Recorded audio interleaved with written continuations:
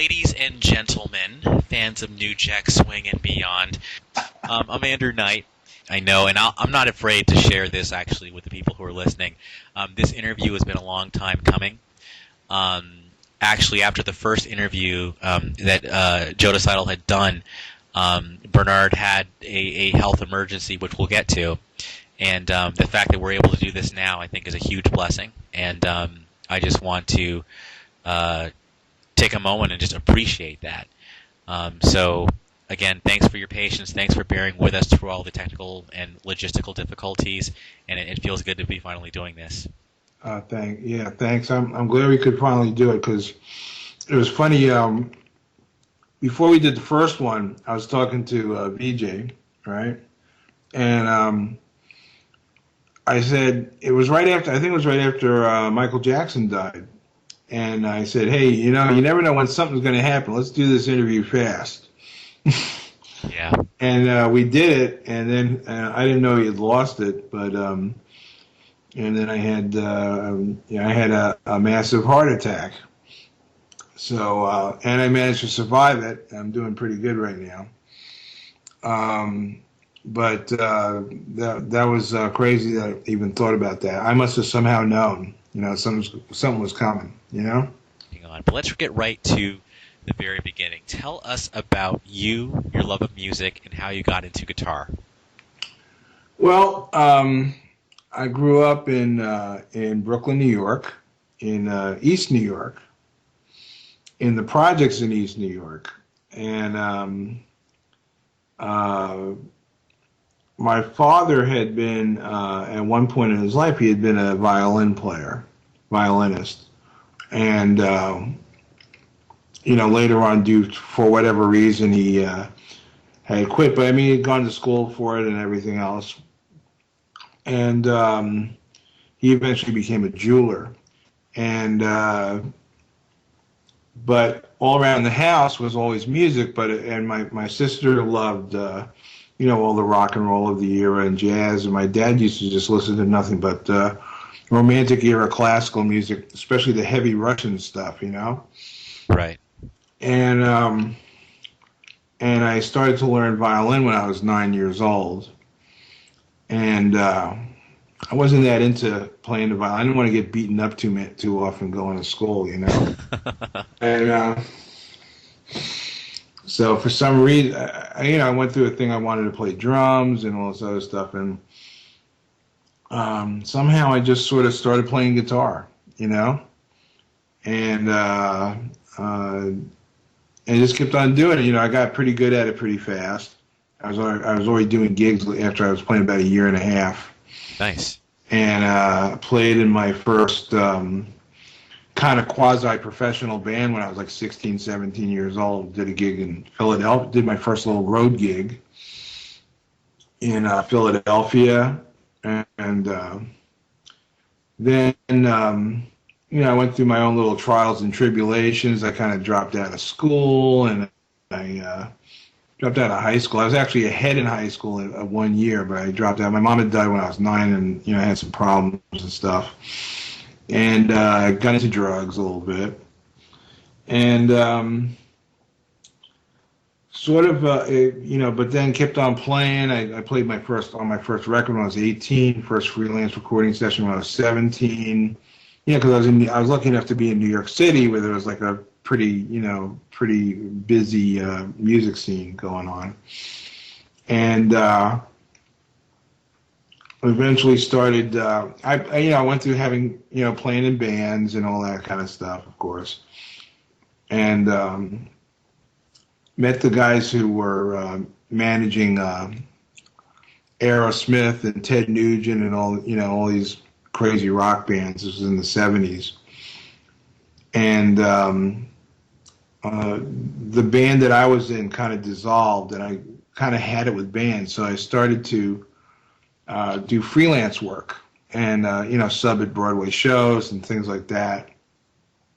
And so I spent, kind of like that whole time, in the 70s and into the 80s as a freelance musician and, studio guitar player playing Broadway shows and Played with some jazz artists, Maynard Ferguson, Dr. John.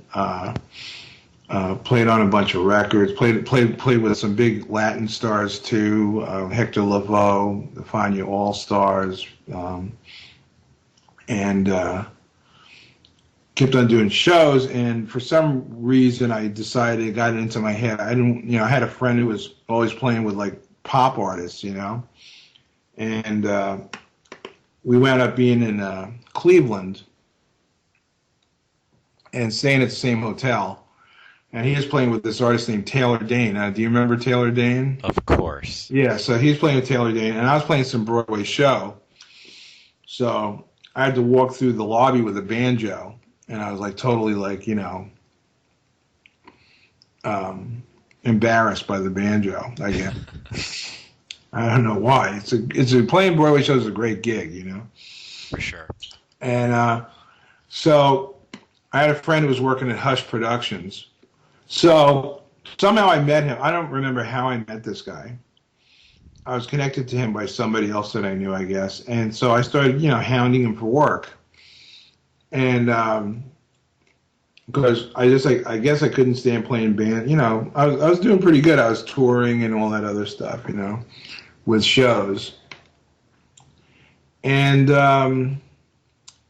somehow he got me involved with playing with the Cover Girls. And so I toured with them a little bit, and that started my whole pop thing, So Taylor Dane. So did you actually end up playing with Taylor Dane, or was it Cover Girl? No, I never. No, my buddy was playing with Taylor. I never went up playing. I mean, I did a show with the Cover Girls with Taylor Dane. We played on MTV Street Party, I think.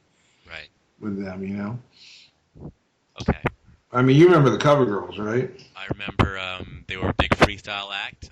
They had a big song Yeah, called and I wound up I wound up working with Lizette Melendez also, who was another big freestyle act, and Right. I just sort of became like the freestyle guitar player guy, and then that kind of bottomed out. And once again, my friend, this guy's named Bobby, he wound up working, the guy from Hush Productions. Of course, Hush completely dissolved in the early 90s, I think, and he started his own company. We were talking, and he was sending me songwriters and stuff, and I started doing some songwriting. And I mean, I'd gone to school. This is funny. I'd gone to school as a classical guitar and composition major, Right. And I wound up playing, not besides the Broadway shows. I wound up playing with a couple of the ballet companies, Joffrey Ballet and Alvin Ailey Dance Company and stuff like that. So I used to do that. And I always tell people, my career goes from like the Joffrey Ballet to like, to Salt and Pepa and Mr. Potato Head, I played on the Mr. Potato Head jingle once, But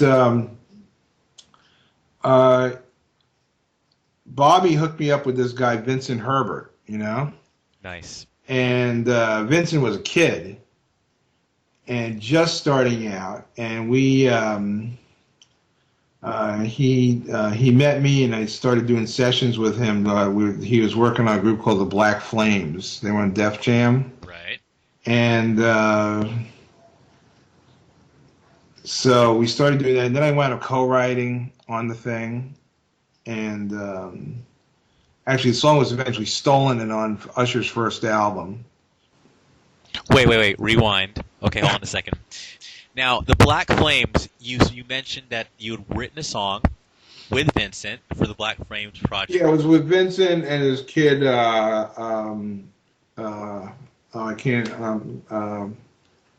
Griffin. He was one of the three boys from Newark. Kiama Griffin, right. All right. And a few other people, and also Tara Jeter, who's on the phone. She was one of the girls. Right. But I didn't know her at the time. She was just on the phone, right, co-writing the song. Interesting. But you said something. You said that this song. So